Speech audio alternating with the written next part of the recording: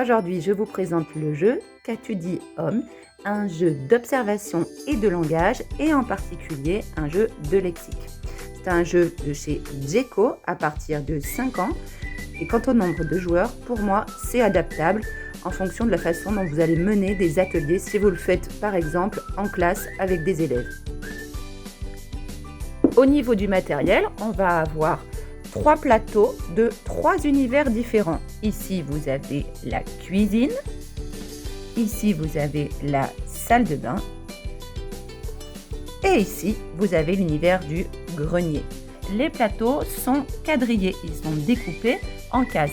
Le grenier, qui correspond à des joueurs déjà un peu plus avancés, contient 36 cases, donc 6 par 6, tandis que celui sur la salle de bain et l'univers de la cuisine est quadrillé de 5 par 5. Ces cases, on les retrouve juste ici, hop hop hop, en petites tuiles. Regardez comment c'est trop joli ces petites tuiles. Ces petites tuiles que nous allons placer dans ce petit sac pour piocher. Je vous explique la règle initiale tout de suite. Règle initiale, hyper simple à comprendre. On va avoir 3 joueurs qui vont devoir deviner ce que le meneur de jeu va décrire, à savoir une partie du plateau. Le meneur de jeu met sa petite main dans son sac, donc déjà forcément le coup de la pioche, c'est pas grand chose, mais ça va susciter du plaisir à nos enfants.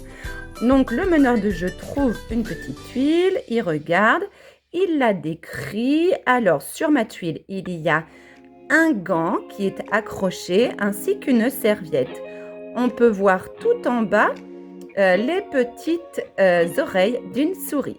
Et les autres joueurs doivent observer leur plateau et trouver où est-ce que j'ai un gant et une serviette le plus rapidement possible.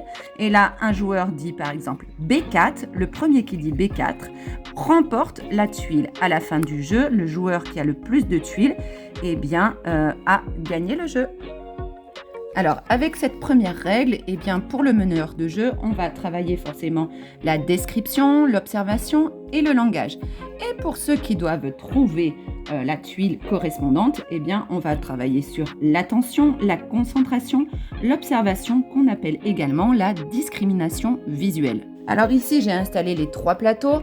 Normalement, donc vous l'aurez compris, c'est pour 4 joueurs, mais on peut aussi envisager de mettre plusieurs enfants avec un plateau, un binôme par exemple, ce qui va permettre aux enfants d'échanger, de se concerter et de travailler les compétences psychosociales.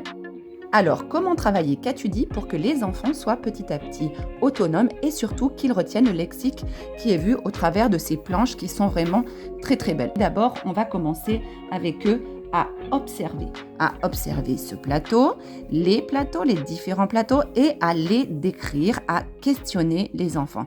Et qu'est-ce que tu vois juste ici ? Juste ici, je vois un lavabo. Et comment est-ce que ça s'appelle juste ici ? C'est un robinet, etc. On va aussi pouvoir faire d'autres jeux. Au début, on leur fait observer, une fois qu'on a travaillé le lexique, et on leur fait replacer. Qu'est-ce que tu vois juste ici ? Un petit oiseau. Oui, quel oiseau ? Rouge-gorge. Il est placé sur un tabouret et on va leur faire trouver l'endroit du plateau où est-ce que ça se trouve. Hop, et on le place et on fait ainsi avec les différentes tuiles, un petit peu comme un puzzle. Alors cette version puzzle, au début, on va pouvoir la faire en plaçant les tuiles de façon visible, mais très vite. Et surtout pour ludifier, on va les placer dans notre petit sac prévu à cet effet pour piocher. Et l'effet pioche, forcément, va ludifier et va donner du plaisir à l'enfant. Et on le sait, les neurosciences l'ont montré, quand il y a plaisir, la mémorisation est plus efficace.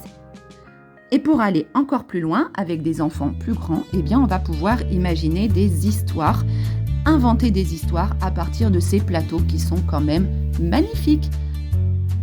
Qu'as-tu dit homme, un jeu incontournable à avoir en famille ou en classe.